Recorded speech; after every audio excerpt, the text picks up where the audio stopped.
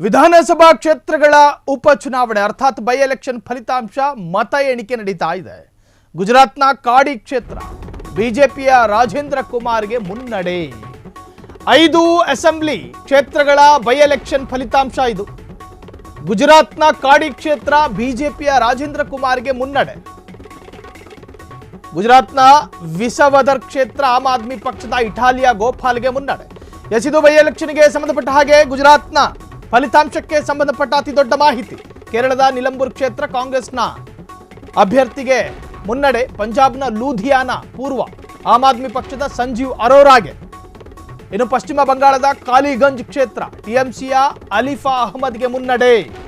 5 ವಿಧಾನಸಭಾ ಕ್ಷೇತ್ರಗಳ by election ಫಲಿತಾಂಶಕ್ಕೆ ಸಂಬಂಧಪಟ್ಟಂತಹ ಬಿಗ್ ಅಪ್ಡೇಟ್ಸ್ ಇದು. ಬಿಜೆಪಿ 1, ಕಾಂಗ್ರೆಸ್ 1, ಆಮ್ ಆದ್ಮಿ ಪಕ್ಷ 2, ಟಿಎಂಸಿ 1ರಲ್ಲಿ ಮುನ್ನಡೆಯನ್ನ ಸಾಧಿಸಿದೆ. 5 ವಿಧಾನಸಭಾ ಕ್ಷೇತ್ರಗಳ ಉಪಚುನಾವಣೆ ಫಲಿತಾಂಶ ಮತ ಎಣಿಕೆ ನಡೀತಾ ಇದೆ. ಗುಜರಾತ್ನ ಕಾಡಿ ಕ್ಷೇತ್ರ ಬಿಜೆಪಿಯ ರಾಜೇಂದ್ರ ಕುಮಾರ್ಗೆ ಮುನ್ನಡೆ. 5 ವಿಧಾನಸಭಾ ಕ್ಷೇತ್ರಗಳಲ್ಲಿ ಈಗ ಬೈ ಎಲೆಕ್ಷನ್ ಆಗೋದಕ್ಕೂ ಒಂದೊಂದು ಕಾರಣಗಳಿರಬಹುದು. ಕೆಲವರು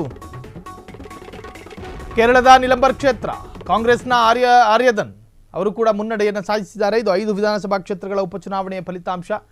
ಅದರ ಫಲಿತಾಂಶವನ್ನು ನೀವು ಸ್ಕ್ರೀನ್ ಮೇಲೆ ಈಗ ಗಮನಿಸ್ತಾ ಇದ್ದೀರಿ. ಯಾರು ಮುನ್ನಡೆ ಯಾರು ಹಿನ್ನಡೆ ಎನ್ನುವಂತಹದ್ದು. ಪಂಜಾಬ್ನ ಲೂಧಿಯಾನಾ ಪೂರ್ವ ಅಲ್ಲ ಆಮ್ ಆದ್ಮಿ ಪಕ್ಷದ ಸಂಜೀವ್ ಅರೋರಾ ಅವರಿಗೆ ಮುನ್ನಡೆ. ಇನ್ನು ಪಶ್ಚಿಮ ಬಂಗಾಳದ ಕಾಲಿಗಂಜ್ ಕ್ಷೇತ್ರ ಟಿಎಂಸಿಯ ಅಲಿಫಾ ಅಹ್ಮದ್ಗೆ ಭಾರಿ ಮುನ್ನಡೆ. ಇನ್ನು ಆಯಾಯ ರಾಜ್ಯಗಳಲ್ಲಿ ಯಾವುದು ಪ್ರಾಬಲ್ಯವನ್ನು ಹೊಂದಿದೆಯೋ ಅಥವಾ ಯಾವುದು ಬಲಾಢ್ಯ ಆ ಪಕ್ಷದ ವಕ್ತಾರರೇ ಈಗ ಮುನ್ನಡೆಯಲ್ಲಿರುವಂತಹದ್ದು. 5 ವಿಧಾನಸಭಾ ಕ್ಷೇತ್ರಗಳ ಉಪಚುನಾವಣೆಯ ಫಲಿತಾಂಶ ಬಿಜೆಪಿ 1, ಕಾಂಗ್ರೆಸ್ 1, ಆಮ್ ಆದ್ಮಿ ಪಕ್ಷ 2, ಟಿಎಂಸಿ 1ರಲ್ಲಿ ಭಾರಿ ಮುನ್ನಡೆಯನ್ನು ಗಳಿಸಿದೆ. ಬೈ ಎಲೆಕ್ಷನ್ ಒಂದು ರೀತಿಯ ಕಣದಲ್ಲಿ ಬಹಳಷ್ಟು ಕಾವೇರಿದ್ದಂತಹ ಒಂದು ಫಲಿತಾಂಶ.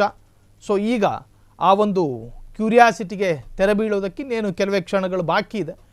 ಈಗ ಆ ರಾಜ್ಯಗಳಲ್ಲಿ ಬೈ ಎಲೆಕ್ಷನ್ ಆಗ್ತಾ ಇದೆ. ಅದರಲ್ಲಿ ಯಾರು ಮುನ್ನಡೆ ಎನ್ನುವಂಥದ್ದನ್ನು ನೀವು ಈಗಾಗಲೇ ಗಮನಿಸಿದ್ರಿ. ಕೇರಳದ ನಿಲಂಬೂರ್ ಕ್ಷೇತ್ರ, ಇನ್ನು ಪಂಜಾಬ್ನ ಲೂಧಿಯಾನಾ ಪೂರ್ವ ಕ್ಷೇತ್ರ, ಜೊತೆಗೆ ಪಶ್ಚಿಮ ಬಂಗಾಳದ ಕಾಲಿಗಂಜ್ ಕ್ಷೇತ್ರ. ಹೀಗೆ 5 ಕ್ಷೇತ್ರಗಳಲ್ಲಿ 5 ವಿಧಾನಸಭಾ ಕ್ಷೇತ್ರಗಳ ಉಪಚುನಾವಣೆಯ ಫಲಿತಾಂಶ. ಆ ಉಪಚುನಾವಣೆಯ ಫಲಿತಾಂಶದ ಪೈಕಿ ಇನ್ನು ಪಶ್ಚಿಮ ಬಂಗಾಳದ ಕಾಲಿಗಂಜ್ ಕ್ಷೇತ್ರ ಟಿಎಂಸಿ ಅಲಿಫಾ ಅಹ್ಮದ್ ಅಭ್ಯರ್ಥಿ ಅವರು ಮುನ್ನಡೆಯನ್ನು ಸಾಧಿಸಿದ್ದಾರೆ. ಈಗ 5 ವಿಧಾನಸಭಾ ಕ್ಷೇತ್ರಗಳ ಉಪಚುನಾವಣೆಯ ಫಲಿತಾಂಶವನ್ನು ಈವರೆಗೂ ಕೂಡ ನೀವು ಗಮನಿಸ್ತಾ ಇದ್ದೀರಿ. ಕ್ಷಣ ಕ್ಷಣದ ಸುದ್ದಿಗಳಿಗಾಗಿ ಫ್ರೀಡಂ ಟಿವಿ ಸಬ್ಸ್ಕ್ರೈಬ್ ಮಾಡಿ, ಲೈಕ್ ಮಾಡಿ ಹಾಗೂ ಫಾಲೋ ಮಾಡಿ. ಹೊಸ ಸುದ್ದಿಗಳ ನೋಟಿಫಿಕೇಶನ್ಗಾಗಿ ಬೆಲ್ ಐಕಾನ್ ಮೇಲೆ ಕ್ಲಿಕ್ ಮಾಡಿ.